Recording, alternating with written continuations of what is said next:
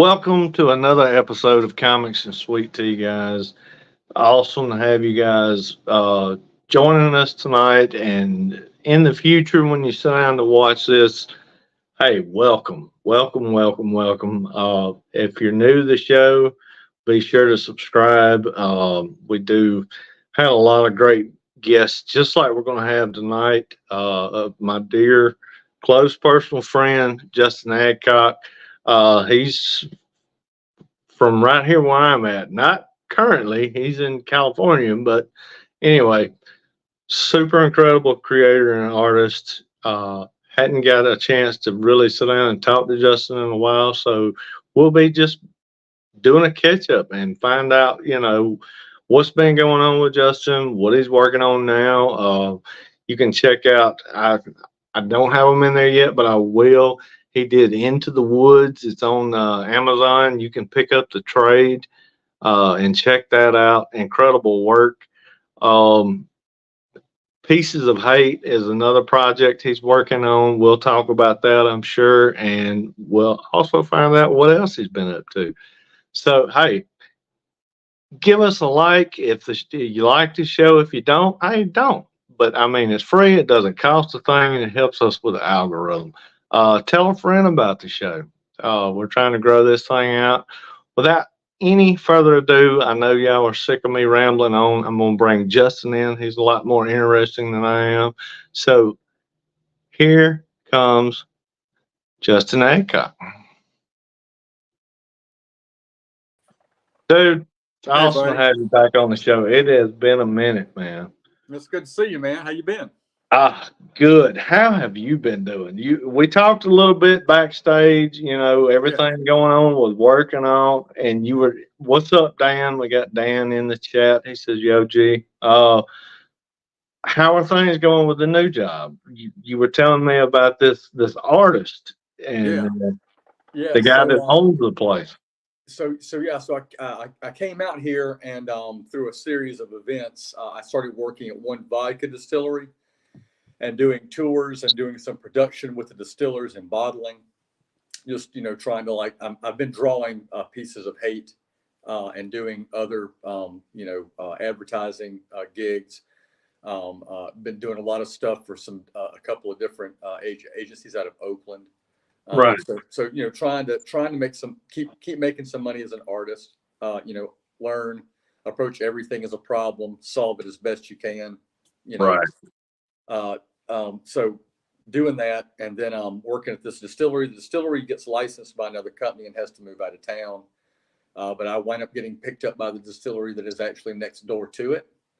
And that winds up being a really badass 42-year-old craft distillery that makes really like top shelf products. Wow. And it's a small, it's in an old naval airport air hangar, 64,000 square feet. Wow. All like fucking military steel, built in the 1950s, not fucking around. Kind of Yeah. like still rock solid. The ceilings are worth millions of dollars because they're redwood beams. Oh, And wow. like, yeah, dude, the ceilings are kind of That's like, got to be gorgeous just to come in and look at that stuff all day long.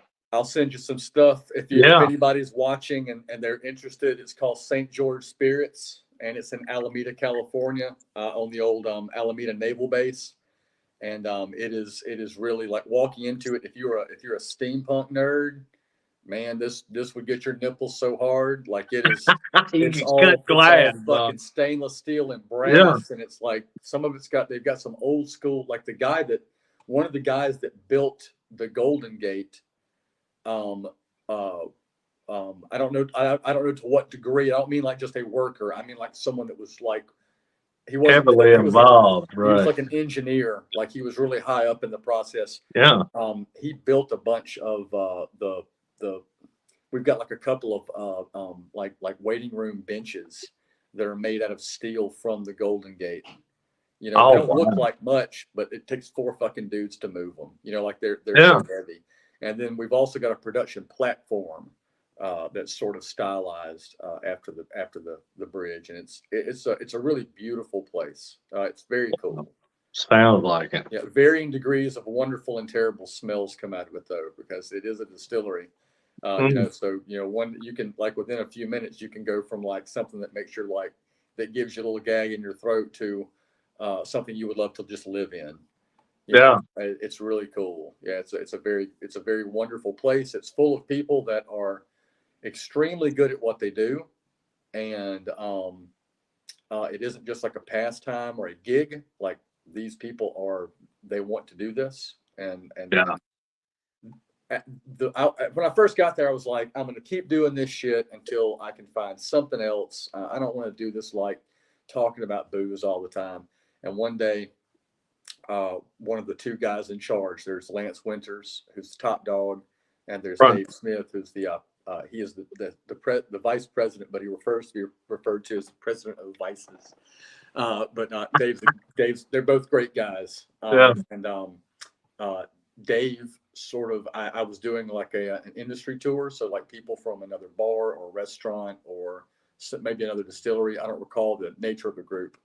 But they get a more thorough tour, and he came along and just sort of took over, which is normal. Like if he decides he wants to, you just fucking let him. Like he knows way more than I do. He's forgotten more than I'll know.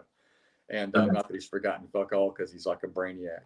But he took the group into the lab, and as he was expressing what the lab was, it's like this little sort of Frankenstein sort of doctor looking lab. They're like, coils of, copper and, different kinds of containers with weird shit in them, like just crazy stuff. Like a mad scientist hangout. Yeah. Yeah, it's awesome. It's cool, but we're not really allowed in there. It's kind of like it's a creative space for like the distillers. Gotcha. And he took the group in there, and as he was expressing what that room was to him, he was like, I don't want anyone to come in here and try and make the next million selling anything. I want people to come into this room and try and agitate and aggravate the medium of spirits, like the way that we are producing, not just what we're producing, but like the way it's made, what it's made from, what those flavors and profiles can encompass, what kind of story can it tell. And as I'm listening to him, I'm like, this is an artist with a philosophy. Definitely. I'm an artist with a philosophy. And anytime you find something that is even remotely similar or even passionate, if you recognize that, you are automatically drawn to it. Definitely. I started to like the job for different reasons. And through a number of conversations with Dave, he wound up seeing some of my Instagram stuff that I just a few posts here and there. Yeah. And he would mention to Lance, maybe you should check this out. And it took a while, but eventually Lance would see it. And I pitched them on a mini comic for the tasting room as an introduction to the distillery, like a thing that's really cool or whatever. Yeah. They agreed. They picked it up, and within a couple of weeks of having pitched that, Dave came to me and said, hey, we're going to be producing this new product, and we need concept art before we send it to the scratch board artist. All of their stuff, all of their labels. I got one here. Oh shit, I did. This is one of their top shelf whiskey labels, but you can see like it's relatively ornate. Like it's got a lot, and all. If I can get this angled right, I can't get it. Oh, it's perfect, man.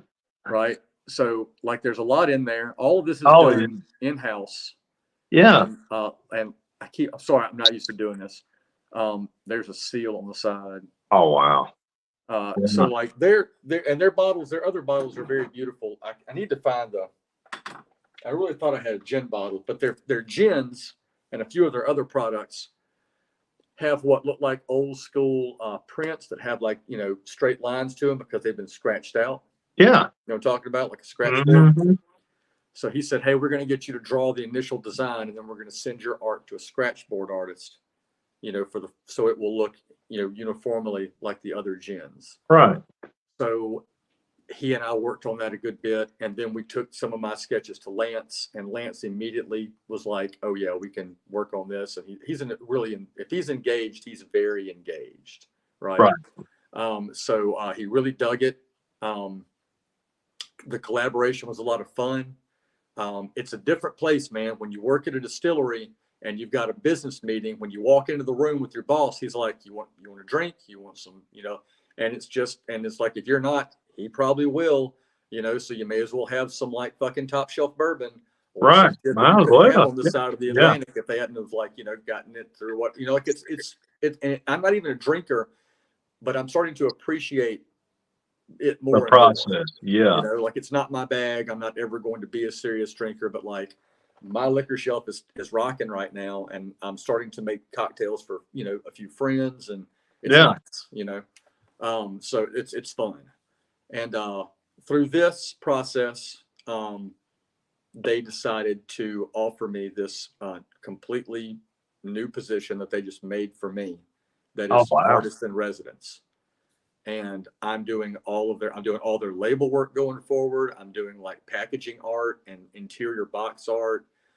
We're doing a series of postcards, any kind of like t-shirts and hat designs and stuff. Yeah. Like all of that's kind of flowing through me. Some of it is just completely like, hey, we need, like we're going to need this kind of a label. Start working on this. We're going to need this in 6 months. Start working on it now. So Lance can like completely throw out your first 20 ideas, which may happen, or it could go the first time out and it would be like, this is the fucking one, we're working from here.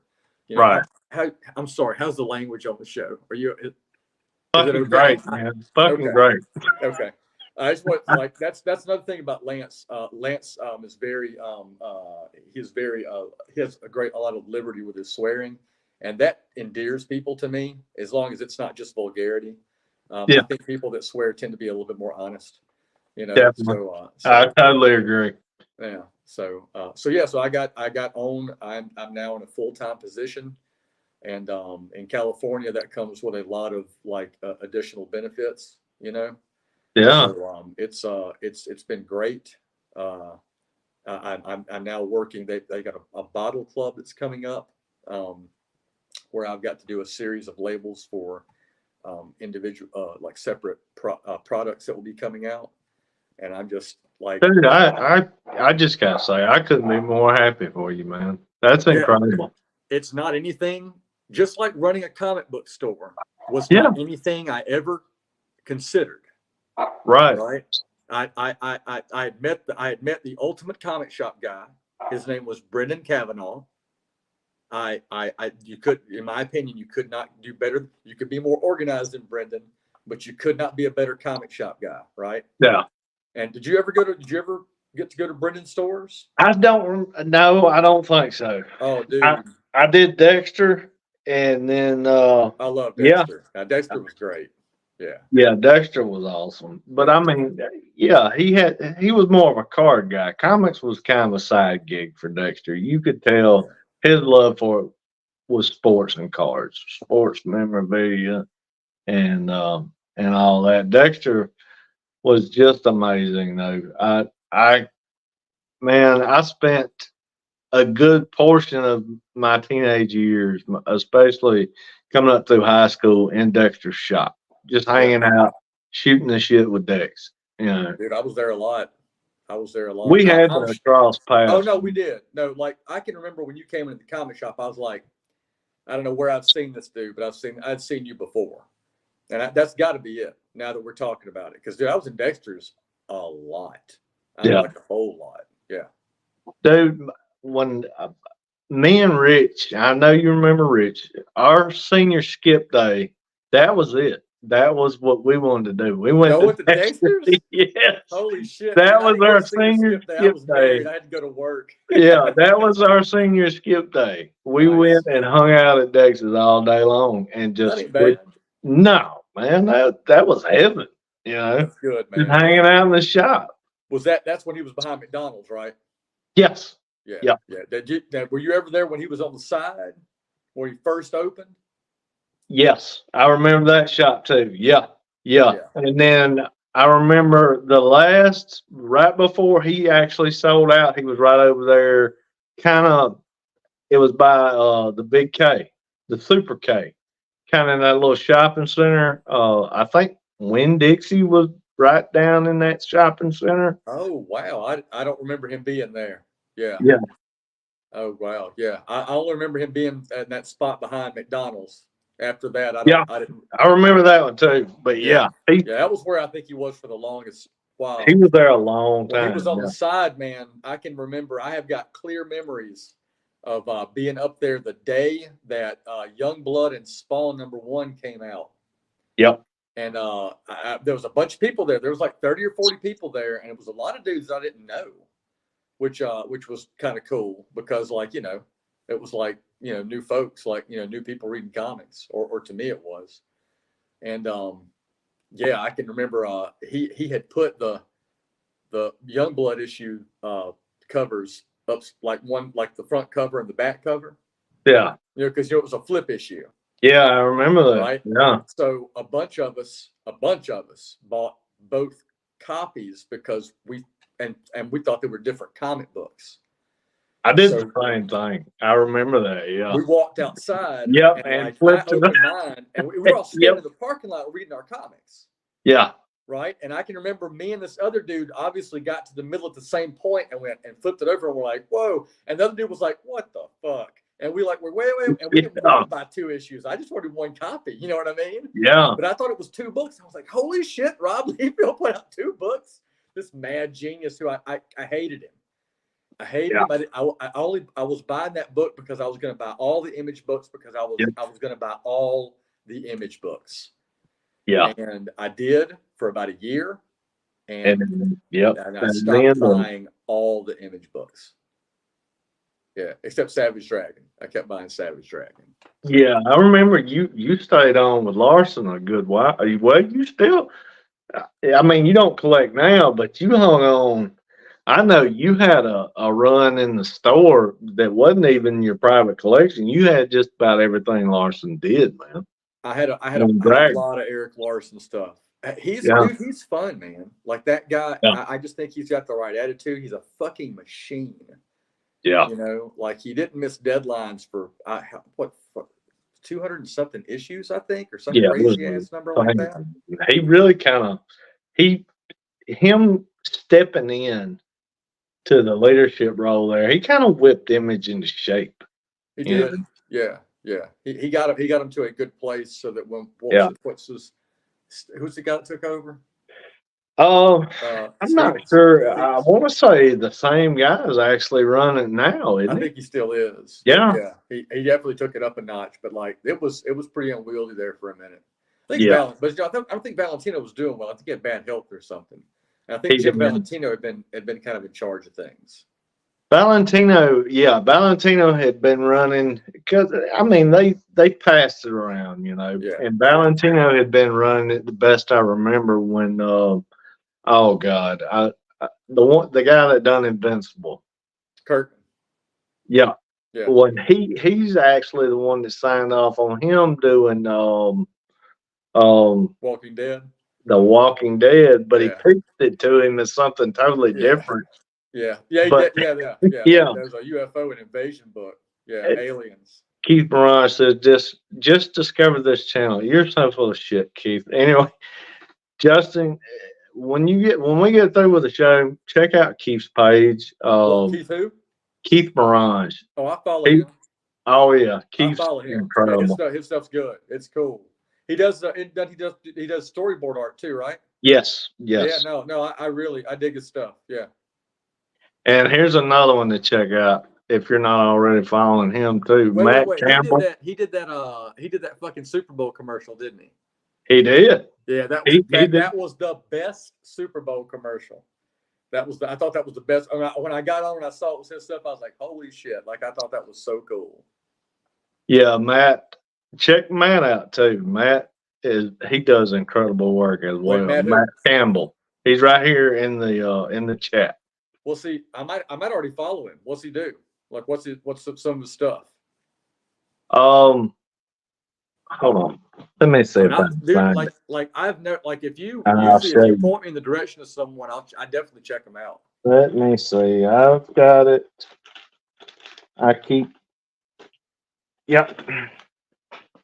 Mythica. Well, there we go. This is all Matt right here. All right. No, that's familiar. Maybe I do. I'll check that out. Yeah, be sure and check out Matt's work. Yeah. Send me a link. Or But yeah, Matt's been on the show too. He's actually working on the next issue of Mythica right now.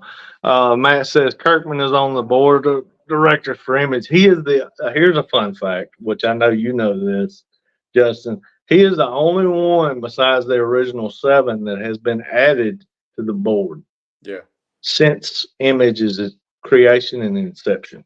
yeah. Well, I mean, man, he's made them a lot of fucking money. God, I yes. mean, He crazy. saved their ass with The Walking Dead, man. And then Invincible was just the icing on the cake. Yeah. Skybound has brought so much income into Image. It's fucking ridiculous. Yep. Yep. I mean, like he's earned that chunk. You Oh, know. yeah. Yeah. And he was just a big comic nerd, just like most of us, you know. Yeah. Actually, Larson is the one I love to hear him tell the story of how he hounded Larson. I think he wound up giving him a ride to the airport and then wound up sending Larson was kind of his way in the door to Image, if I remember right. Yeah, he was right. He wrote the Super Patriot miniseries. Mm-hmm. I don't even, is that the one that never finished, or they didn't finish it for years or something? I don't There's think they ever something finished Super Patriot. I remember the art being. I think, and man, forgive me, dude. After a while in that comic shop, a lot of shit starts to bleed together. Oh yeah, I think Super Patriot had some Jason Pearson covers. Sounds right. Sounds I right. loved Jason Pearson. Yeah, right? I loved him. And if it wasn't Jason Pearson, they might have been some early Dave Johnson covers. And maybe. I only say that That sounds right. Jason Pearson and Dave Johnson. I'm not going to try and offend either of them, but to me, they have some very similar, like inking and straight line and blocky. Like they spot a lot of black, and they've got a lot of like really either rounded or straight shapes. You know, Yeah. Their stuff looks. Johnson's is a little bit more organic, but both of theirs are Hanna-Barbera kind of cartoony. Yeah. You know, which I fucking dig. Like Mike Golden. You know, like don't get me wrong, it's awesome. Right. But I think it was one of those two guys, and it was far back enough that I can see some additional style similarities at that period of their work, like like late 90s. You know. Yeah. So. Well, I'll tell you a guy that's growing really big in indie right now. That if you love that kind of work, this guy will blow your fucking socks clean off. Dan Price, he does Bigfoot Nose Karate. I fuck with him. I tell him that he's kind of like if Hanna and Barbera gang bang Jack Kirby and they had a baby, Dan would be their love. Nice. Because nice. I mean, no, I follow Dynamite. He's got the best pieces of all those put together into one package. Nice. Yeah. No, I follow Dynamite. I've been following him for a while. Yeah. That Bigfoot Nose Karate is one of those, like, that's just a great hook. You know, like that immediately, like that's you got two hooks in me, you know. Yep. So yeah. But yeah. So man, you're talking about this, you know, you were talking about the shop. Could you ever in a million years imagine that you'd have fell into this with You mean what I'm currently doing? Yeah. Oh no, that's what I was saying, man. Like when I got the comic shop gig, that was temporary. Like, you know, Pat Rothwell brought me on and he was like, you know, you'll run this. I was like, man, I run it for a while, but I don't want to fucking run a comic shop. And then I realized I was perfectly suited to it, and it was the best job I ever had. Like it was one of those, like, when people say, you know, if you love what you do, you never work a day in your life. Mm-hmm. The only time I really worked was when I had to get ready for Free Comic Book Day or the Halloween event. Otherwise, man, every day. And even then, I was like, I'm working for myself at the comic shop. Like, you can't beat it, you know? Right. And really one of the only things, other than like some higher end guests, like I had some excellent guests. Joe Eisma came a few times.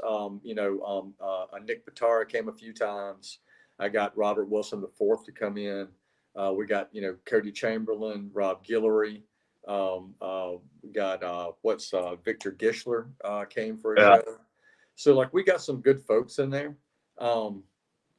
I know I got a few others that were really a lot of fun. Oh fuck, Aaron Conley and Alexis Zierot. Like I got those two guys at the same time, which Oh, was that made me feel good because I wanted to as a shop owner, I had some little bitty goals, and one yeah, of them was I want to fly in good talent and pick right. them up and like make them feel really taken care of and appreciated. And I was able to do that for Alexis and Aaron. And I think it may have been both of them, but one of them for sure was like, this is the first time anyone's ever flown me. Like, before, like we've had to like, pay for our ticket or whatever, like to Yeah. get there, and I was like, no, I wanted you guys to feel like, like top shelf talent. Cause I think both of them were and are, Oh, definitely. like those fucking guys are Definitely. awesome. So, and they were great. Like they were really cool. I got this badass commission piece that I got Aaron to draw for me, which is the Goon versus Popeye. It's fucking killer. And Awesome. yeah, and then Alexis gave me a few like pieces he had on him and stuff. Which it is not that I didn't commission him. He was just wrapped the fuck up with work. Like he Right. was really really busy. So, but yeah, that was fun, man. And then like um, the other, what was the other? Oh, I always wanted to be able to sell my book on my shelf at my comic shop. And I never got Yeah. around to that. That disappointed me. Cause I could have fucking done that. I had 20 fucking years, I could Yeah. have definitely done that at some point. So, You know, I was sitting there thinking about that the other day. We all those years we talked about getting out and making a comic. Now you're working on your second, and you've got a gorgeous trade out. I'm fixing to be releasing my fifth book, and I mean we're in our 40s and I watch early it. I'm 50s. 50, dog. Yeah, It's my I know. golden years. I'm telling you, and it's insane. We had all that time, but Yeah. I Yeah. was talking. I want to say I was talking to Gabe or maybe Darian a while back about it. I don't know if I actually stuck with it if I'd have done it that at that time period in my life. You know what I'm saying? I think it's timing is everything, and I think it come to pass now instead of when I was in my 20s. I just wouldn't have appreciated it as much as I do now. You Yeah. know? Yeah. Well, I know, like a buddy of mine, we only communicate through like memes and videos. Yeah. And he sent me, for the most part, and he sent me one that was, I don't remember what the joke of it was offhand, but it was like if you could go back in time to your 18-year-old self and say three words, right, what would they be? And because of our friendship, my immediate thought was don't get married. But as I really thought about it, the real thought was do it now. Yeah. Because like at 18, I didn't have nearly the storytelling, skill that I have at this age, obviously. Right. But I would have gotten to where I am now probably 15 or 20 years ago if I were working as hard. If I were drawing like I am now at 18, uh, it kind of hurts me to think where I would be because I would probably like I would really be something, because Yeah. I just kept pushing it off, man. Like there was this thing for a long time where it was like you have to do it 8 or 9 hours a day, and I wasn't willing to just draw a page, an hour on a page, and go, okay, I'll work on it tomorrow. Yeah. I used to draw in spurts. I couldn't draw like that. Like I would draw in these like runs, like of like 3 and 4 and 6 hours. Yeah. I would like put on the headphones or an album and just get fucking lost in like inking or laying at whatever I was doing. Right. And now I've just learned to like, man, just work for 20 or 30 minutes, and fucking shake it off. Work for an hour, Exactly, man. So The main thing is you're getting the practice in. You don't have to do it for 8 hours straight. yeah, I mean, a lot of people. That's how you get burnt out. This yeah, this last book I was doing, I Keith. I was talking to Keith earlier today, and I told him, I said, I felt like I was giving fucking birth with this book, man. I mean, because it just become such a grind. You know, I love the work I was doing. I mean, it's one of the best pieces I've done to date. I mean, period. I mean, it's gorgeous stuff.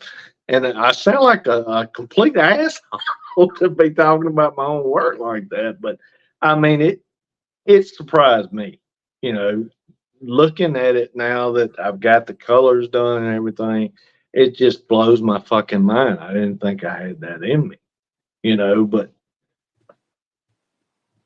I was putting too much in, you know, and I really didn't start that until I started the colors. And I can get lost in colors, Justin. I really Oh yeah. can. I put way more time into, and it might not look like it. People can say what they want to because I'm not a colorist. I'm an artist, period. And I've really worked hard on the colors though, trying to I knew what I wanted. I knew, you know, exactly the tone, and I've practiced and played with a lot of different things till I finally found that, you know. But I can get lost in it, man. I can, dude. I've got 8, 9 hours in a fucking panel just on colors, Sure. you know, Yeah. and you'll go to bed feeling like your eyes are going to burn out of the back of your skull, and it drains you, you know. Well, you've been there, Yeah, man.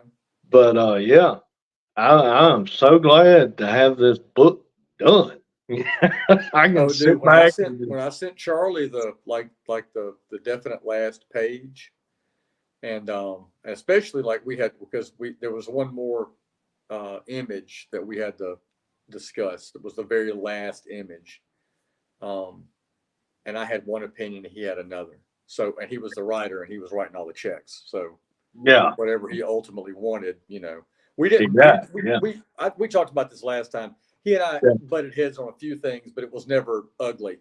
You know, it right, was just right, like, well, I disagree, but it's yours. We'll do it, and I'll make it work. You know, and it right, never was a situation where like that fucks things up, right? yeah. So that's good. You know. You had a good collaboration. Yeah, it was fine, man. Yeah, working with Charlie was relatively easy. You know, he had a complete script, and really it was just a problem solving exercise. Okay. This is what has to be communicated. How do I get that across? Well, Um, one thing it taught me, and not because of Charlie for any reason whatsoever, but one thing it taught me is that I really don't want to do anyone else's stuff. I want to do my stuff.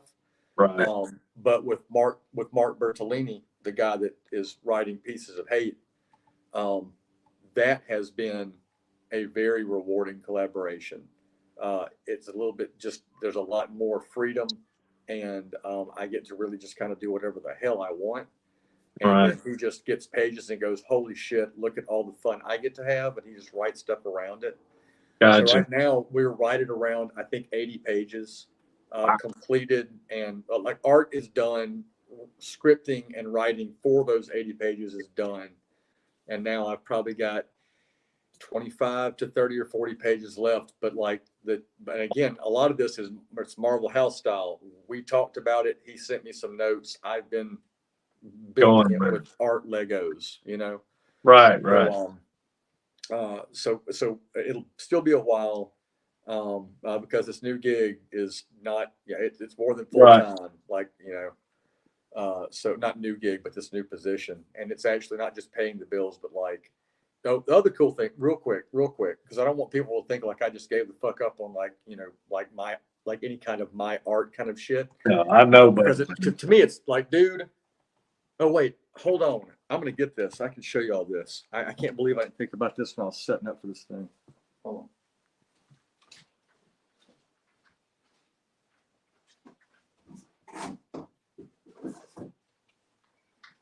All right. So that label I was telling you about earlier, that the first one I worked on for this group. So they bottled it last week, and it doesn't start coming out for like shit. I don't know if I can show you this or not. If you can't, you can't, man. Okay, I can't show you this, I can't. I just realized like there's a whole that yeah. So I Yeah. actually don't have this. This is a fake one, Yeah. but I Gotcha. shouldn't even share that. So yeah. Damn it. Yeah. I will though, man. I just was walking back over here. I was like, I probably shouldn't. But it's cool. It turned out really well. And Yeah. so there was this moment where I walked. Okay, so I had done the art, right? Yeah. And they had sent it off to this guy named Stephen Noble, I believe is his name. And this motherfucker has done like the artwork for like the Kraken rum label. Oh, wow. Like when he Yeah. and I and Dave had a video call, and I was looking behind him, and I was like, "Is that some of your work?" And he goes, "Yeah." And I was like, "Is that the Kraken?" And he was like, "Oh yeah, I did that." And I was like, "Holy shit!" Like, Yeah. I don't even like that rum, but that's a badass bottle, and I love that label, right? Oh, God, yeah. And I had this moment when I was talking to him, or listening to him and Dave talk. Actually, I was just listening. I'm a newbie, but I was like, people are going to walk into liquor stores everywhere, and they're going to see my art Yeah. on a bottle. And I just was like, suddenly that was just about as cool as someone picking up a comic book that I drew. Right. There was this immediate sort of Gratification. my art will be out there, Yeah. So Worldwide. then when they offered me this spot, and I said, "So what am I going to be doing?" They said, "You're going to do all of our labels." I was like, "Mother!" And they're coming up with like several new products, which for them they're usually kind of like I don't know how many. There are a few that they're talking about, let's say, but they're usually pretty slow about deliberately so about bringing things out. Yeah. And I think they're kind of looking at trying some like whatever they also do like these smaller projects with like other breweries and stuff, and Right. wineries and whatever. But I get to work on a lot of, and it's cool, man, because like Lance is this guy that's what I was getting to. I'm sorry. I get all excited talking about the new gig. Lance has a collection of like badass, old school, like 2 and 3 ton like printing press and offset type press Oh, wow. material. Yeah. And he can make like really amazing like prints and like just incredible stuff. Like his collection is sort of like of note up and down the West Coast among these like I forgot what they call them, the people that like collect old antique print and stuff. Yeah. I'm so that he's got a print studio full of amazing equipment that he has just had no time to get to for a while, and he's going to apprentice me in there. Oh, And wow. I'm going to be producing like posters and like prints out of there. That's fucking awesome, man. And the cool thing is we're having this talk, and he's talking about, we could do it for our absinthe, we could do it for this, we could do it for that, we Yeah. could, upcoming events or whatever, like these holidays or just this fucking mountain, like all these different ideas, just throwing stuff around. And he goes, and I know that you really that you have some comic book art and you like comic books. He goes, I'm saying like in your off time, if you want to go in there and maybe print up some of your own stuff, you Oh, fucking have wow. at it. And I was like, what? Really? And he was like, yeah. He said, he said, as long as we're not out of pocket too much, you can even use the paper that's, like whatever extra paper or whatever. Holy fuck. So like he's being very generous with something that he is passionate about. Yeah. With me. And because we happen to have these conversations about rock and roll art prints and old like limited edition prints, movie like rock and roll posters and flyers. Yeah. I love that shit, dude. I got tons of that Oh, stuff yeah. back in Mississippi, right? So turns out, man, he and I kind of speak we speak a similar language in that stuff. So it's cool. It's this crazy thing where I brought myself out here, which is kind of alien a little bit, compared to fucking Mississippi. And I found these people that are very much kind of in the same, I think, Very spirit like-minded. that Yeah. I am. Yeah. And Yeah. it was really cool. We had a company retreat a few weeks ago, and we were on like a party style bus, and and then some people met us there, and we all got there. And Lance just said, it's really nice to look around the room and know that there's not anyone here I would not want to sit next to and have a beer with. And I was just like, that's rare when you have more than like maybe 3 people in a room. You know what I mean? Yeah. Oh, So shit. it Yeah. was great. It's really cool. Keith's still in here. He says, we won't tell anyone talking about your label. Oh yeah, yeah, Yeah. I don't think that's gonna sell him on it, yeah. Keith. But I tried. I'll send you a candid shot later. You can share it with him. Awesome. Yeah. Awesome. But yeah, so that'll be coming out pretty soon, and it's cool. It turned out really neat to see my art get translated into that other format. Yeah. That was really cool, you know. So I'm looking forward to more of that. I'm looking forward to the thing is after this now, I'm looking forward to the next one being my art and not like a translation or a Gotcha. version Gotcha. of, you know. See, I've looked at art and stuff on liquor bottles, but I was too busy drinking them. So, do you actually? I mean, do they sign the work? Like the guy you were talking about with the Kraken, is yours? I don't You think need, so. if they don't, you need to Yeah. figure out a way to hide your signature in there. All right, so there's a lot of that. There's a lot of that, right? Yeah. There's a lot of hidden, like especially with St. George. Lance oversees all of the bottle labels. They're typically his idea, and he finds an Yeah. artist to help him translate that, you know, and make Yeah. it real. And he'll, you know, he's also one of those guys that like if the notion hits him, he'll change horses midstream. Like Yeah. he'll be like, all right, that's not working for me. We're going this way now. You know, and the good thing is I'm really glad that I am the age that I am. Yeah. And that I have got a lot of experience behind me, and I have experienced a lot of mediocrity and disappointment when it comes to my creativity. Right. Just like the reaction to or the lulls or whatever. Yeah. I have been able to I have very little to no ego in this. So like for instance, Right. the first 3 weeks that I was a full-time artist, I was working on a particular concept for something, and I worked and worked and worked for probably, I mean, shit, man, probably over 20 hours towards this like particular like theme. Yeah. And Lance comes back from Europe, and we have a meeting a couple of days after he gets back, and he goes, okay, so we're getting rid of that and we're going with this. And I just like, all right, man, let's do it. And I you know, Yeah. I still got paid. It was never going to be something that was going to be in a museum. You know what I mean? Like it was Right. just But you gig, put it was a all. gig, it was a gig. The Yeah. client's not A happy. young We'll go man this way. would have had too much pride and skin in the game and ego in the game, mainly ego.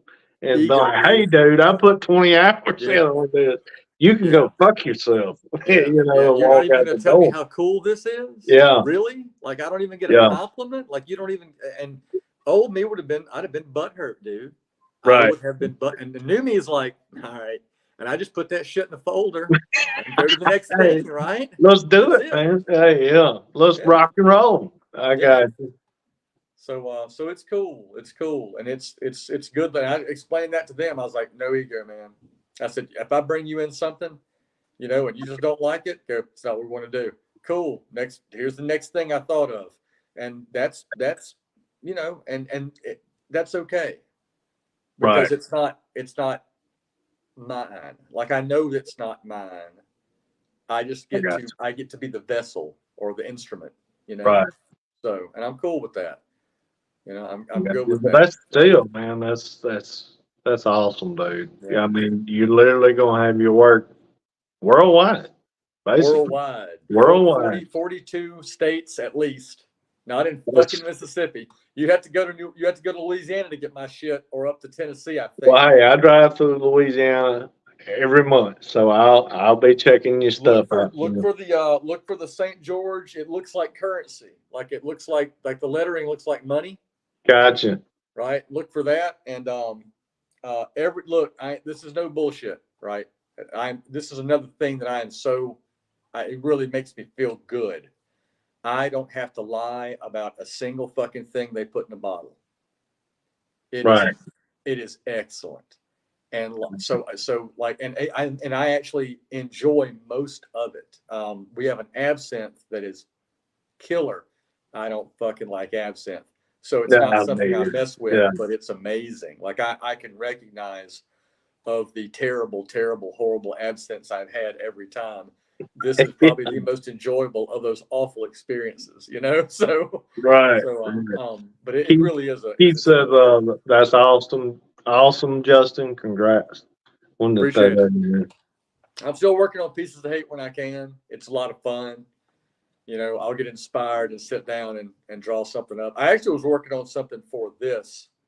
I don't know if we'll get it. I didn't know if we were going to get around to anything, but I realized I was flipping through something, and I was like, you know, someone on Instagram, might have been Juan Gideon, I'm not sure, but it was someone on Instagram had done the Max, like Sam Keith's the Seen Max. that. Yeah, I seen that. Was it him? No, it was a painter. Somebody was painting it. That's what it was. Yeah. Who was that? Anyway, it's fucking cool. It Yeah. was really cool. Is it Ewan again? Is it that guy? I think so. Maybe so. That sounds right. Yeah. Yeah. And I don't know him that I follow him, but I don't know that person. Yeah. But that was really, it started out with like a red and then painted over in the darker to lighter layers. I thought that was really, or lighter to darker. Anyway, it was fucking cool. But I was like, I was sitting watching, I was like, I've never drawn the Max. And I've never done it well. Huh? I've never done it well. I've tried, man. That's just a man. style that I've never really been able to, even get close to. Yeah, I well, don't Sam want. Keith stuff is banana land. Like it's like that dude is It's an gorgeous. artist. You know what Yeah. I mean? Like It's gorgeous stuff. that's a unique voice. Like Definitely. like the weirder his shit got towards the end of that book, the happier I was. Oh yeah. I never He the turned story out never some did shit for incredible me, stuff. but flipping through it and seeing how he laid a book out and just I forgot who it was. It might have been when I met Kelly Jones. But he said, because he got to work with Sam Keith on an issue of the Hulk and some other stuff. Oh wow. A few other things. But I was talking to him about this Hulk issue that they did together, which is one of my favorite Hulk issues. It's where the Gray Hulk fights Mr. Hyde on a fucking train in the mountains. Oh wow. Yeah, like Bruce is a hobo and he's like doing the hobo and he's like on train cars, and he gets in this dark train car and it's like, there's someone in the darkness and it's Mr. Hyde, and Mr. Hyde like reaches across and he's gonna like just kill him for fun. Yeah. And of course he turns into the Hulk and they fight on this fucking train and it's fucking awesome. Anyway, I'm talking to Kelly Jones about it. He's like, yeah, me and Sam inked a lot of these pages in one of their wives or girlfriend's kitchen, right? Oh wow. And he said at one point they like ran out of ink, so they took like old ink water and coffee grounds. Yeah. And inked a whole bunch of it with like this really like dark coffee water. Wow. And I thought that was just fucking crazy. And so anyway, he said, Sam really attacks the page. Like he basically tears the page to pieces and makes it submit. Wow. Just like he'll just fucking like ink right through the fucking paper sometimes. Like just. Damn. I think that's awesome, man. I think that's really awesome. Definitely. Yeah. Yeah, to get that lost in something. Yeah. I had started fooling with watercolors, and I'm by nowhere near good at it yet, but I tell you, I get lost in it, man. Yeah. I've always loved drawing, but the watercolor is something totally different. It's like controlled chaos, basically. Yeah. You don't near about control it, but it's awesome to try. Yeah. If you want to really ruin my day, like, try and get me to watercolor. Yeah. Dude, it's I can't I guess I didn't get to where I could give over to it like that. Yeah. But I have, and I get lost in it, man. Yeah. It is so calming and peaceful. As a younger man, that shit I would have threw it out a fucking window. But now it calms me. I don't know what it is. It's crazy. I brought this with me. Oh wow. It's one of the watercolor sets. Yeah. Shit. Wrong piece, What the fuck? Yeah, the Yeah. Yep. and man, I should fucking I used it a few times and just got so damn mad. I would watch videos on like these different manga Yeah. artists that were doing. A lot of mangas start out with like a few pages in color, and Right. it's transition. And I'd watch these guys doing these real light watercolors. I'm like, man, I can fucking do that. And I Yeah. swear to God, dude, I don't know what it was, but every Never time I worked would put out that like first that. bit of water to the ink Just- and it would bleed, I was like, I'm done. Yep. Like what do I'd wait. Okay, I'm gonna ink this panel, come back the next day, bleed. Motherfucker. Like just, try different inks. Yeah. What am I doing wrong? Yeah. So But that's all a part of it, man. I mean, you got to learn how to roll with it.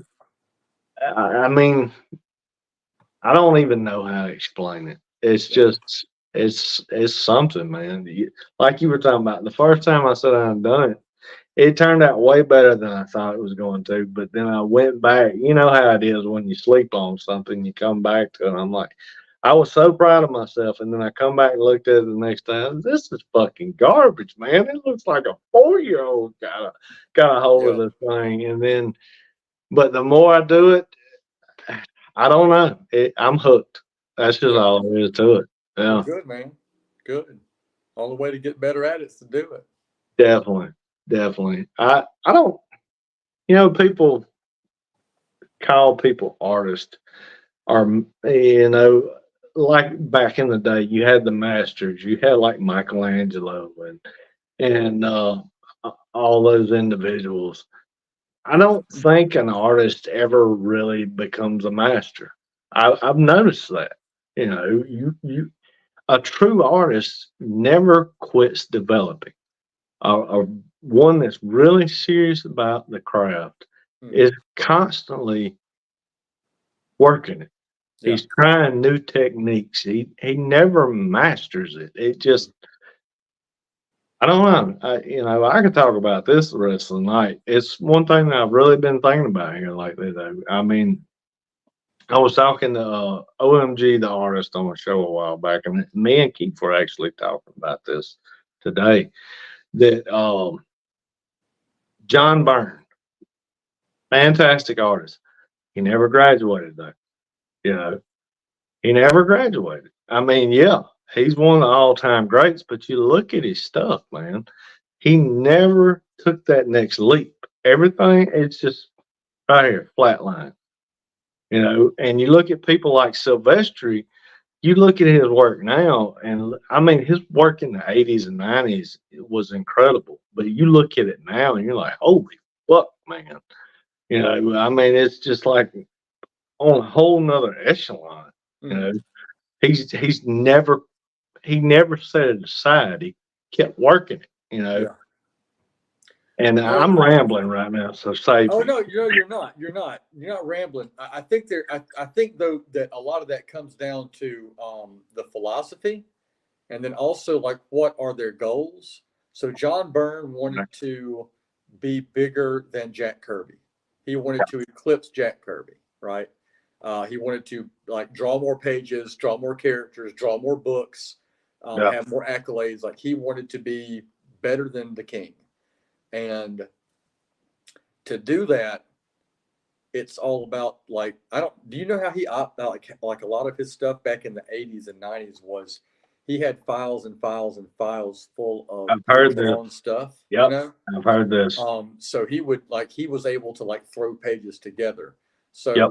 a lot of what you're talking about was deliberate for the sake of production of like massive output.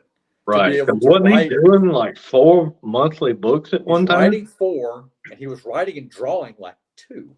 like he was writing and drawing the Fantastic Four, and then he was writing and drawing Alpha Flight, and That's then crazy. he would take over. He would switch Alpha Flight with the Hulk, and he would be writing and drawing the Hulk, and then he would be finishing up his run on Fantastic Four because then he then he jumped over to DC, and when he hit DC, he was writing drawing Superman. He was writing and drawing action, and he was writing Adventures of Superman, and all of those were one big, same timeline, roughly same space of time story.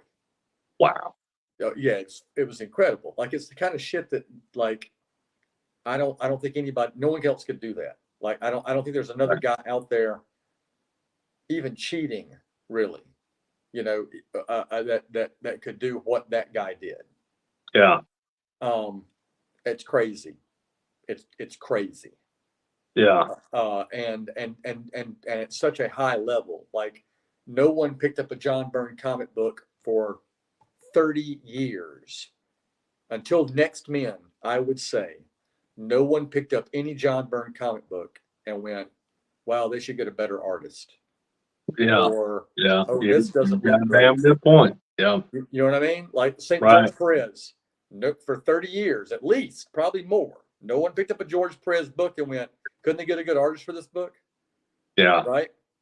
So I agree. Byrne got to a level, but in my humble opinion, that level was the fucking top of the mountain for Marvel and DC styles.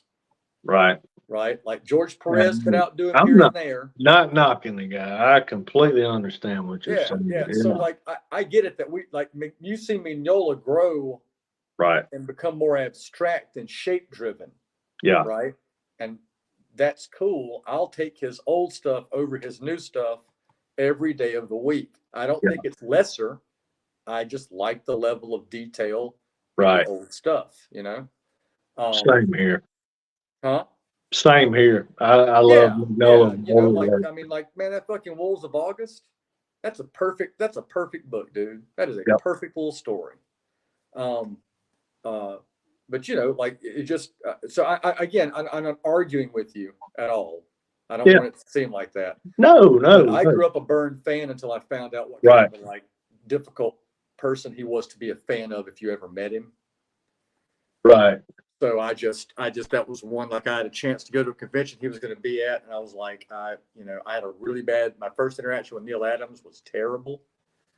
You're not the only one. If Keith's still in the chat, Keith told me an experience he had with Neil, and I mean, it's like a fucking horror story, man. It's like a goddamn nightmare.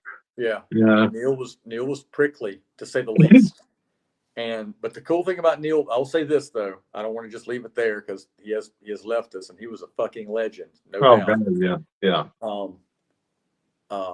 At Heroes, well, I had a bad experience with him at New Orleans, one of the first years he came, and I met him at Heroes a year or two later. Yeah. And I saw him at his table and didn't bother because all of his shit was expensive, and he was one of the guys early on that was charging money for his autograph.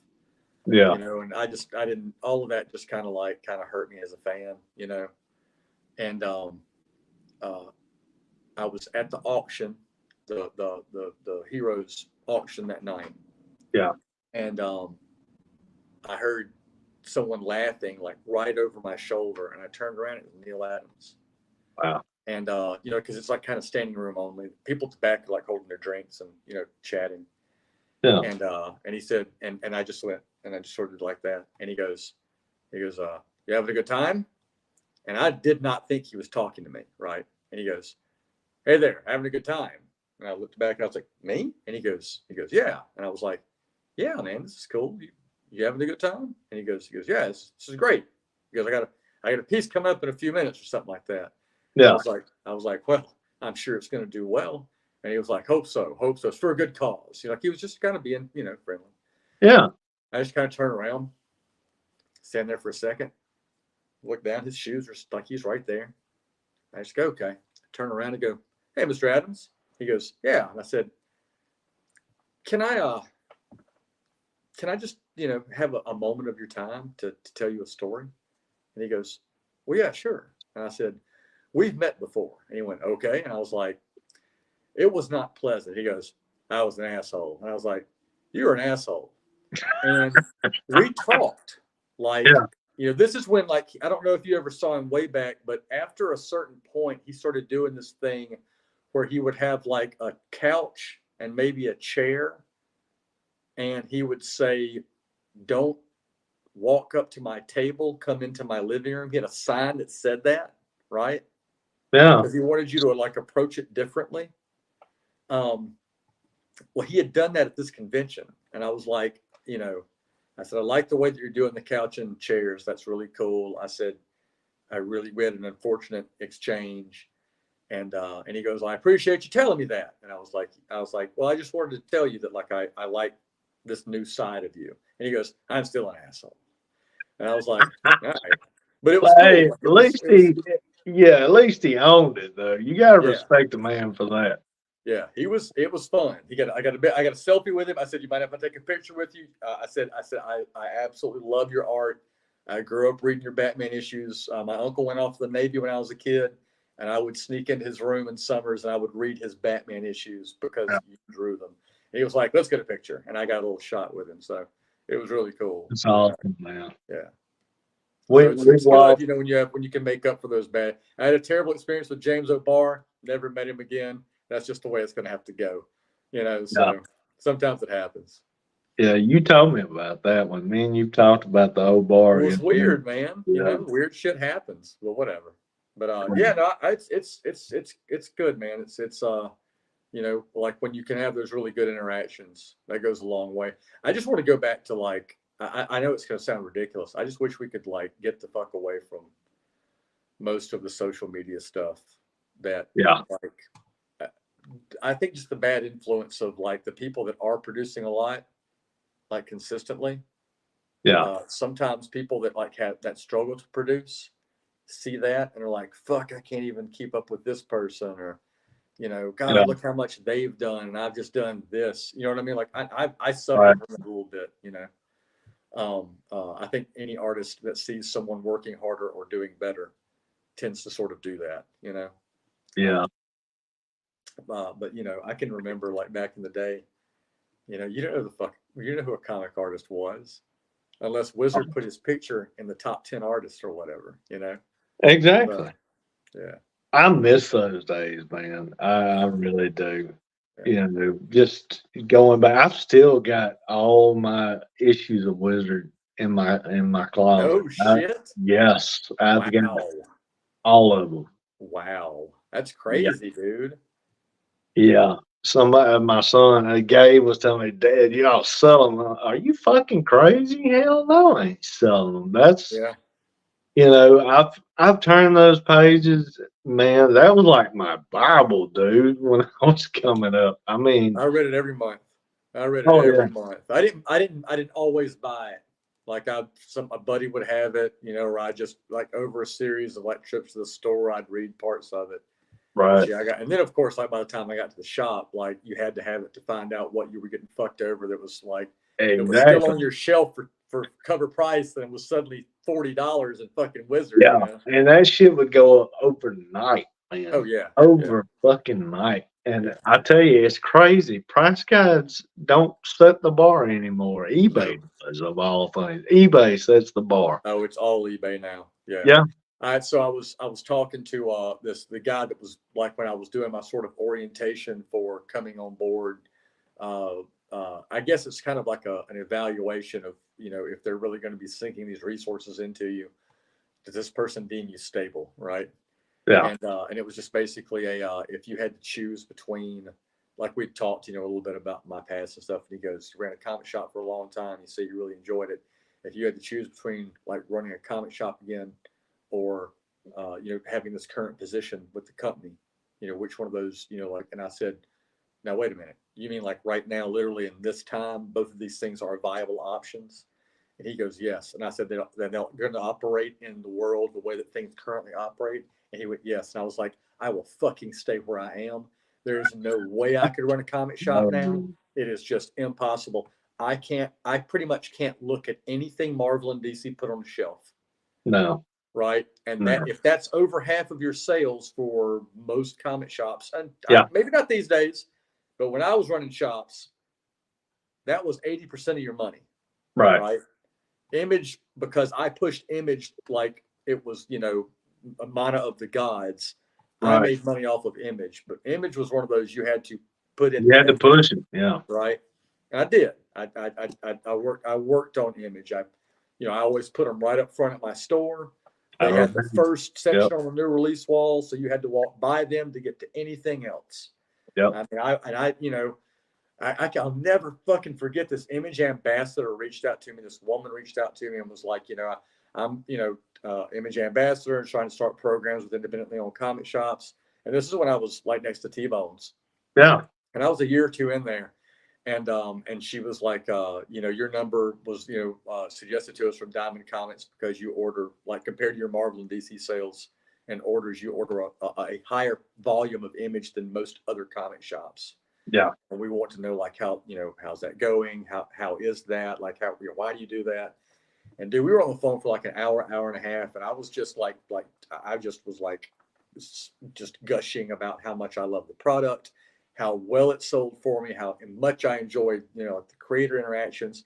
And I was like, you know, if you can help me like make creator contacts to bring in for signings, if you can like get me just like fucking posters or, you know, like early release equipment, like materials, like anything, I will pimp this shit to every single, like if you want to send me out bookmarks, I'll put them in every fucking new release book, you know, like all this stuff.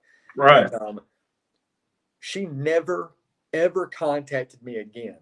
I reached out. She gave me her number and email, and I called and called and called and disconnected the fucking number, and the email finally got kicked back as no good. And I don't know what the fuck happened. It was an Image Comics email, and I was like, what emails? What the fuck happened? Like, all I did was talk about like how awesome it was and how much I wanted to do this. And that was the last I ever heard of it. Wow. Yeah. And it was really disheartening. It was like, what the fuck, man? Like that really kind of, and I think I eventually like reached out to Image again and told someone there my story. And they were like, oh, we'll, you know, try and like, you know, like we'll get you some materials. And I got like one pack of like mini posters for that Plexus book. Yeah. I think that's what it's called. The Sounds right. Rustin Weaver, maybe. Sounds right. Is that it? Something like that. That's it. That's all I ever got. Wow. So, and I love Image. I still love them. You know, I still. Oh, yeah, man. We would have never had things like Saga or Seven to Eternity or any of that stuff without Image, man. Yeah. I mean, you had so many diamonds come out of Image. Yeah. There are too many to name, man. Yeah. There's just too many. Yeah. I wish they had a better program of keeping those things current. Like there are books to me that you can sell every fucking week. Yeah. You can sell Luther Strode every week. You can get someone to pick up an Ed Brubaker and Sean Phillips book minimum 4 times a week. All you have to do is say, look at this shit, pick any one of them. They're all good. Yeah. You know? And if you like it, guess what? It's all the same world. So they all wind up kind of touching one another, you know? Right. So like, I mean, like any of the, like the stuff Donnie Cates put out before he went to Marvel, God Country, Easy Sell. What's the one about the alien trucker service? I know what you're talking about. I can't remember. I can't think of the name of it, but I remember it. I didn't know what the fuck that was until he had done God Country. And I'd had it once or twice because it was a new release. And then I remember ordering it because I put it next to God Country. Right. You could sell that shit all day. Like but you have to have someone behind the counter that is going to say to you that this. Yeah, you need to look at this. Too many people walk in and go, you know, there's a fucking 100 new books every week. Right. And that's why I would always come to you, you know, because I had certain titles that I was going to get regardless, but I wanted to check out the new Image thing. And I knew you had your finger on the pulse, and I knew we had similar taste. And I'd always say, hey, Justin, what I need to be looking at, you know? Yeah. And you always steer me in the right direction. Just fucking banger after banger after banger. You know, man, when you're pitching good stuff, you know. Yeah, it sounds always good. It's just like you said, you got to put it like they were. Do what? You just like you said though, you've got to put it in front of them. Yeah. But I've told people that like my sales tactic was just to say that I liked it.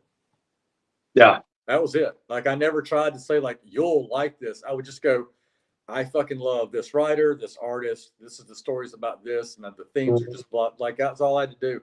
And if you didn't pick up on it, that's cool. I'm not out anything.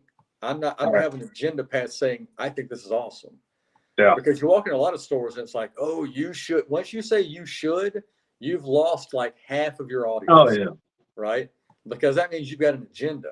If your agenda is just to share something that is neat, that something that has turned you on, that's like this passive sort of like gift, Right. Like, I'm not telling you should buy this. It's really good. If you want to read it, I mean, you will have to buy it, but it's awesome, So I'll tell you one that you pushed, and I remember you got to where you would put one up in front of the store. You need to be looking at this, and you had it right up there in the front. This is after you were up there by T-Bones. Yeah. The Black Monday Murders. Man, I picked that shit up, man. I was like, oh my God, what the fuck is this? I love it. And I mean, just, dude, Tom Cocker, dude. That motherfucker is next level, man. He's, so I saw his stuff early on. And I remember I got that, I think it's called Blood and Water miniseries. Yeah. And it's about it's a weird vampire story.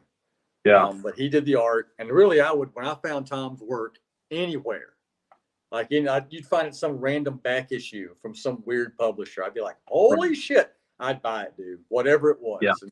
And, so when I found out he was working with like the best writer in modern day comics, John Hickman, like that's a match, made in an alternate heaven for me, because like that means Hickman's doing something odd, which is great, and then to have that book be what it is. I loved it, dude. Dude, that's probably one of the best books I've picked up in the last 20 years. Yeah. Easy. Yeah. I mean, it's just, oh my God, dude. Yeah, it was great. I would love to see that turned into like a movie or hell, a mini series. That's a series, dude. Yeah, that's kind of what I'm thinking. A mini series. Yeah. That is literally, oh God damn it! I just lost the fucking name of the show. Flanagan. Secession. Yep. That is Secession for a sci-fi horror audience. Yeah, it definitely is. Except the whole family dynamic. It's the 3 or 4 most powerful families in the history of humanity. Yeah, it'd be great. It's fucked up. It's got a lot of violence and nudity but it's fucking awesome, man. I mean, if they did American Gods, fuck yeah, they could do Black Monday Murders. Oh, easily, yeah, and it would probably be a little bit more timely, to be honest. Yeah, it would. With the whole 1% eat the rich, all that shit, Yep. But yeah, I totally agree. Yeah, I love that book. I'm glad people would pick that up. I can remember that was one of those that like I had a lot of not comic book readers that would sort of stop and look at that and come in. What's this? I'd tell them about it. It was one of those things. I had a line for it that used to really kind of get people. I would go, "Oh yeah, it's all about man's relationship with the coin," and they would kind of go, "Huh?" And I'm like, "Yeah, like the first coin. Where did the first coin come from? Who thought of that? Who thought I can take this thing and trade this thing for something else like blood?" And they were like, and I was like, "That's what this is about." And they would go, "Fuck," and they'd read it, and they immediately come back and go, "When's the next?" And I'd be like, "Who the fuck knows?" Like it's gonna be like years. Yeah. Man, I don't know. I hate when they go back to things like that after so many years, and they try to catch lightning in a bottle all over again. And I mean, 9 times out of 10, they just fall on their face. So I would rather it just stand alone like it was, because it's one of those, I think, that'll stand the test of time as one of those greats, Did anything come out after those first 7 or so issues or whatever? I think it got up to 9. Yeah, it's 2 trades. Yeah. Nine, That's I it, want to right? say 9. Yeah, that was Okay, it. I've got all that. I've Yeah. got those. Cocker put out a bunch of like he's drawing it. Oh yeah. Yeah. So, but I guess it's like I'm drawing pieces of hate. It's been a Yeah. minute. So, Yeah. Cocker, he's still working, man. I mean, he's still doing plenty of things. And you talk about Hickman. That turned me on to Hickman, and I started looking for his work. And that's, when he jumped on X-Men and did the powers, that brought me back to X-Men. yeah, well, When he, that was a good startup. The one thing yeah, I'll say about Hickman, and I don't want to get too into it because it's one of those things that I will lose my mind talking about. yeah, John John Hickman came into Marvel and started writing a story. hmm, And he wrote that one fucking story until he left Marvel. yeah, Right? Like everything he wrote touched on what he started writing. yep, And I don't think anybody else will ever be able to do anything like that. Like it is such an incredible achievement to like be able to like throw that dart from one end of your work to the other, and it's just that is truly amazing in my opinion. Through the editorial changes, through the different creatives changes, through all the fucking movie upheaval and the way that this new movie Ant-Man did well. We have to use more Ant-Man, like shit yeah, like that. I mean, like, yeah, Doctor Strange has to be more like this and less like the fucking version we've known for 60 goddamn years. Stuff like that. exactly. Like I was standing there washing dishes, and I've had, like the best thing in the world for friends. Are we running a long time? Do we need to go? No, Okay. no, plenty So of time. like the coolest thing that nerds that ever like read comics and you read any of the same comics. One of the coolest things any of us can ever do is to sit around and pitch what would you do if if Exactly. you wrote this book or drew, or if you could put a writer and an artist on this book, what story would you want them to, like shit like that. Yeah, The what ifs, the what ifs, the what ifs, right? yeah, So back in the day, all of my what ifs, all of them, were with these really offbeat D and E and F grade characters from Marvel. right. Like I wanted to more than fucking anything. I wanted to do a Texas Twister comic book. You ever heard of the Texas Twister? No, lay it on Okay, I me. think it's a Texas Twister. Okay, so I think he's a mutant. I've thought about this in a long time. He looks like Chuck Norris Okay. with a domino mask and a fucking hat and a stupid like electric cowboy kind of Oh wow. tassel sort of button over cowboy outfit. Yeah. And he can basically control wind and create tornadoes that can move him around and like knock things around and tear shit up. Oh wow. Right? He's a fucking D-list throwaway villain. Yeah. For It's kind of like probably some Kite Man with Hulk DC Bathos or fans, right? something. Yeah. All right, so there's this movie called Extreme Prejudice. It's a Walter Hill film. I love Walter Hill movies, right? Yeah. And it stars Nick Nolte and Powers Booth. And it's got a murderer's row cast. It's got Michael Ironside, Clancy Brown, Rip Torn, Oh wow. Maria Conchita Alonso. Yeah. I mean, dude, it's just like banger, bang, like every fucking, you're just like, holy shit, who's in this? And it's just another fucking person you recognize. Yeah. So in this, I swear there's a point to this. In this, Nolte plays a Texas Ranger on a border town. Right. Grew up with Powers Booth, who is now the man in the white suit on the other side of the border that is running drugs back and forth.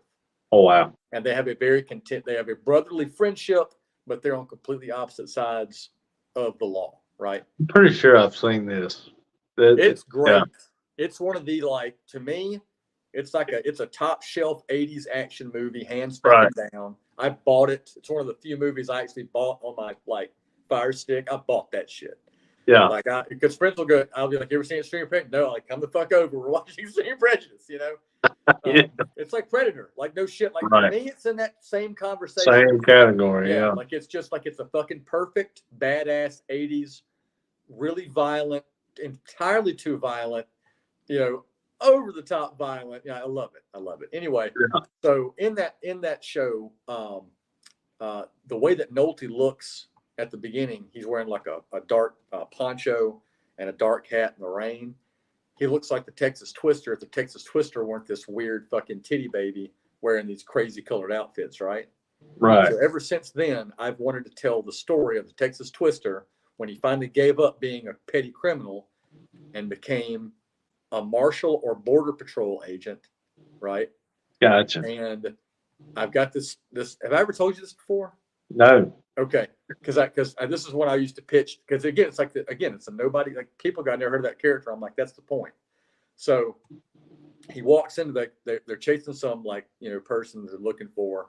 I don't know. I don't want it to be illegals. I want this to be political like that. But like someone that's like done something wrong, and they go into a local bar, like a little watering hole, a bunch of people there, and he walks up to him. And he's like, and the guy, like, and the dude they're looking for happens to be like have some big people with him. And this really big dude stands up wearing like, coveralls and like a t-shirt or whatever. And like at this point, you've only seen like Texas Twister's like nose and mustache because he's got his hat real low. Yeah. He just kind of tips his head up ever so slightly, still don't see his eyes.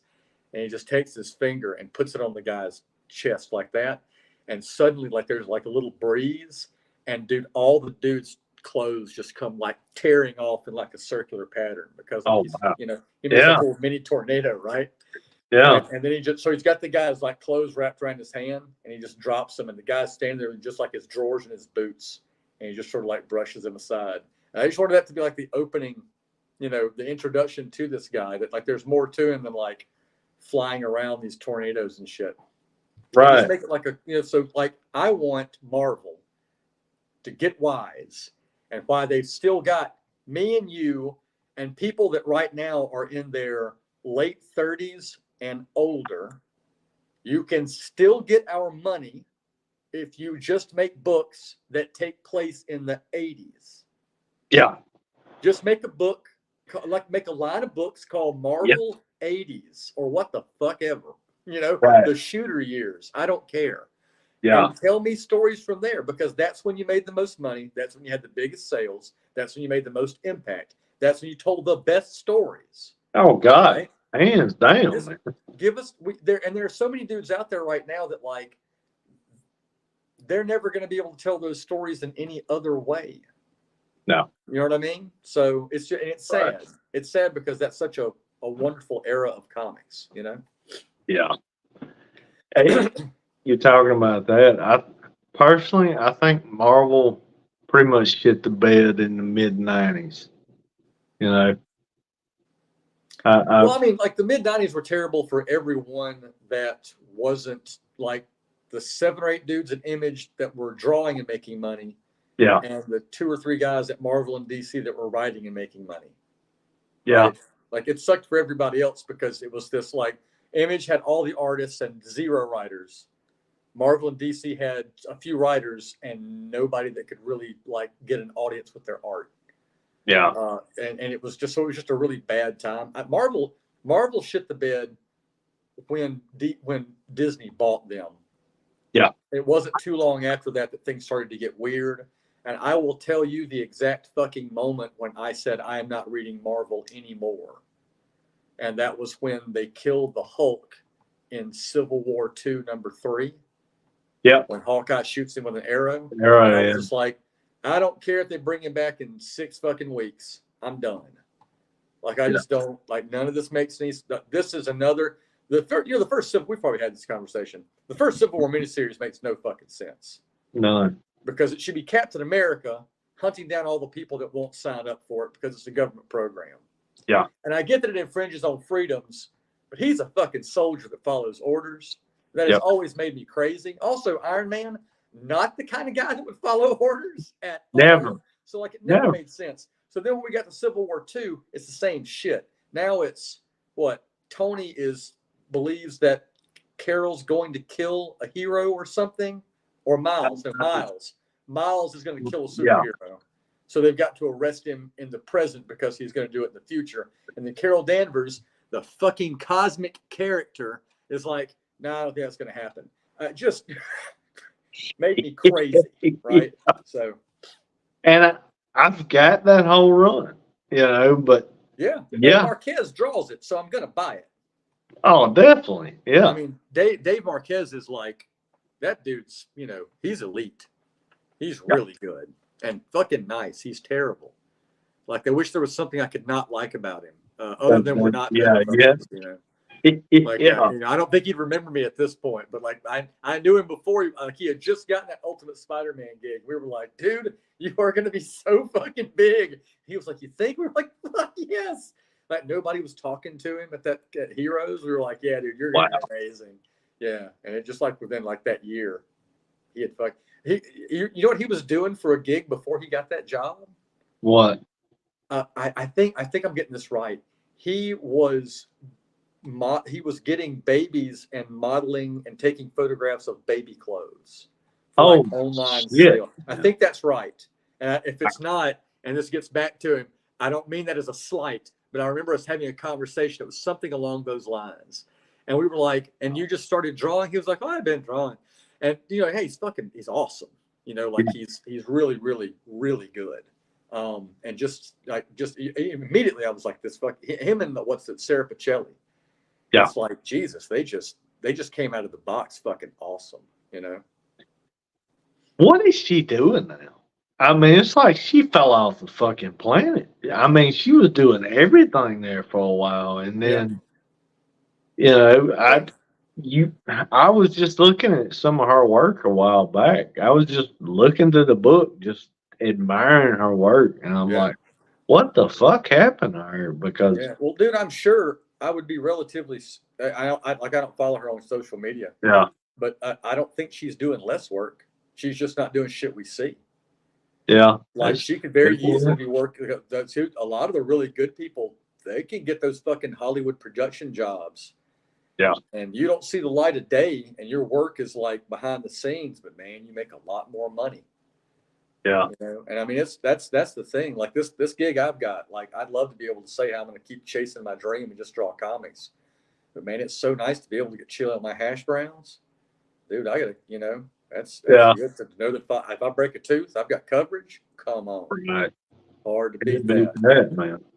Yeah, I'm not going to have any kind of book sales or paychecks in the comic world that equal that anytime soon, no matter how hard I'm working. Right. So, right. But I mean, I want to get back to it. I want to see Pieces of Hate come out. I work on my stuff for, my like mine, Eggwood the Yard. I anytime I've got spare time, it's either that or Pieces of Hate. So I'm always working on that. I recently wanted to do an ash can. I love the Daniel Warren Johnson ash cans. I really love them. And you ever read any of those? Like, no, I haven't. Man, dude, fucking. I'm gonna have to check them out. You got to. I'm sure you can find them. You can bootleg them somewhere. They're kind of hard to get, so I don't think you'd really be upset if you found somewhere to download the art. Because, they really are. They're expensive and they're scarce. Because, he publishes them like at fucking Kinko's. Wow. Right? Like he's old school, right? So so he's got 4 or 5 of them. He's got one that takes place in Battlestar Galactica.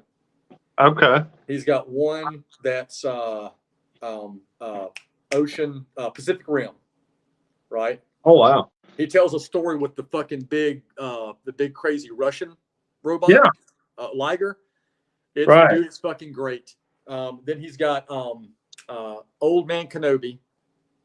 Oh hell. And it is probably maybe one of the best ash cans anyone's ever done, ever. Like, it's incredible. You should look it up immediately.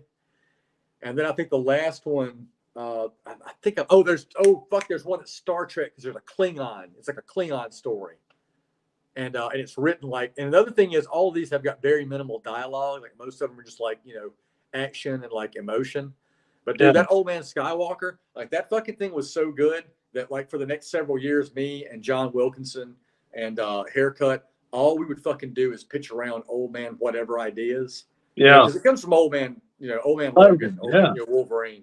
But there was a lot we could do with it. So I came up with Old Mock Ookla. I wanted to do an Ookla the Mock story from Thundar the Barbarian. Yeah. Hell yeah. That'd be a fucking hoot. And what was another one we came up with? It was really good. But there were some fun ones, dude. There were some really, really fun ones that we we were pitching around for like, old man so and so or whatever. So. That's And good what's stuff. his name? I've got the books, the ash cans. What's the artist? Daniel Warren Johnson. Daniel Warren Johnson. Dude, if you're not a fan, congratulations, you're about to be. He is one of the best artists in all of the medium of drawing pictures and telling stories. Oh wow! He looks like an American and a European had a baby that was born to draw like Otomo. Like he's amazing. Dang. He's the nicest fucking guy you'll ever meet. Again, a terrible, terrible thing that must be destroyed because he is extraordinarily talented and nice. He's the guy that just did the first like 4 or 5 or 6 issues of the new Transformers run. He wrote and drew that. He did a book before that called Do a Power Bomb. That's all about crazy, crazy fucking like over the top lucha libre wrestling and a lucha libre wrestling federation. Yeah. He did this book called Extremity. That's really an amazing story about like a blood war. Yeah. And the way that it just affects like no matter which side wins or gets the upper hand, it's Everybody loses. Yeah. And ultimately, you have to it has to lead to some sort of forgiveness and like some kind of peace and understanding, and it's beautiful. Like all of his story. He did that fucking Beta Ray Bill miniseries. Oh fuck! You sold me right there, dude. I love Beta Ray Did Bill. you get that? No, get I that don't. shit, man. Get I'm that going to shit. get it. It's great. It's so good. Right. I'm telling you, he's just this. He's this incredible storyteller. And another thing, find him on social media. Yeah. Go back to his first fucking post on Instagram. No one does commissions like this fucking guy. Come on. This guy's commissions, you won't believe like someone goes, I want a Spider-Man commission, and they just leave it at that. And what he brings you is this page that just like it's a single image. But you could look at it all day and just find all these little sort of odd, like he's just telling stories inside these. Yeah. It's nuts, dude. All of his commissions are just they're crazy. They're crazy amazing. Yeah. I'm definitely going to check him out, dude. You said check him out. Hey, He's the man, dude. The podcast. Yeah, like, I'm jumping on. Yeah, him, like Trad Moore. That's another guy that's just like they're just at the top of their game. Nick Patara. Did you get Axe Wielder John? No, I didn't get that. Look, man, he ain't just my buddy. That's one of the best storytellers and artists putting work on paper anywhere today. Wow. That motherfucker's good. And this book is just like, it's his heart, man. Like he had a couple of kids. He got married. He had a couple of kids. He seemed to kind of like reevaluate like how he was approaching things creatively. Again, I'm not speaking for him. This is just like from outside. And like he wound up doing this book, put, I don't know, 2-3 serious years of not fucking around into it. Yeah. Dude, find it. Axe Wielder John, for real. It will not fail to impress. It is amazing. Writing that one down too. Yeah. Axe Wielder John. Yeah. Really impressive. Which I've always liked that kind of off the beaten path stuff. Huh? Do what? I've always liked that kind of off the beaten path kind of stuff. You know. Yeah. This is, man, it's great. And Nick's stuff is like one thing back in the day, like, again, when I said as a shop owner, I would just go, I like this, and that was my way of doing it. If you didn't, okay, I might show you something else. But like depending on how you responded to that would let me know things. And anytime I would walk over to All-Star Superman and go, this is the best Superman comic ever made. This is the best Superman story ever written. Yeah. This is the best artist in comics working today at the top of his fucking game. Yeah. Right. And they would look at that cover of Superman sitting there on a cloud looking over his shoulder with that dopey fucking smile. Right. And they would go, nah. and they'd flip through it and they go, and I can't fucking tell you how many times I heard this, and every time I wanted to fucking just like, you know, Shoryuken right through them. Yeah. He would go, "Oh, his people like potatoes," and I couldn't take it. I was Wow. like, you just don't know how good this guy is, you know? And that's kind of like that with Nick. Like Nick's stuff is so good, but it's very, very cartoony, Very stylized. exaggerated. Yeah. So fucking good. His fundamentals, the way he uses like grid and perspective and his fucking storytelling. I mean, dude, like it's lessons. Like you just look through the book and like you don't have to convince yourself to turn the page. Right. You know, it will. Just pulls you you through it. Yeah. Just so you can see what kind of awesomeness he's put on the next page. Yeah. Yeah. He did the kind of thing that like I think a lot of like me and some of my buddies, like we wish we could have you know, we still want to do something like that. Like this is mine, you know. And that's what I said earlier about your stuff as well. You do the shit for you first. Right. If it's yours, right? You don't have a client. You're making the book you want to make. Exactly. Make you happy. I don't give a shit what anybody else thinks about it. It'd be great if they like it, but if they don't, I'm going to pick this up and go, exactly. I did what I wanted to do. Yeah, I did this. I finished this. This is my story. Yeah. There were a few things in Into the Woods where I was like, you know, I need you to let me do this. Like there's a sequence where like it's got the sort of like where you're walking down the hall and the kid's got like he's sitting in the room and like the devil's head is around him. Yeah. You know, and it's like it's really weird. Like it's got a very strange, you know, part of the book to it. And I was like, you just have to let me do this and trust me. And from the people that I've talked to that have read it, they're like, man, that was cool. They were like, that finally kind of brought me into the book. And I was like, thank God, you know, like I'm so glad there was something that like you can hold on to, you know. So wow, that was good. Yeah, that was, you know, could and another thing of like with that one and with the stuff that like Mark sent me is that like I try to stick to whatever script I've been given. Right. And then kind of draw around it, you know, like get my story in there where I can with like actions and background and stuff. Right.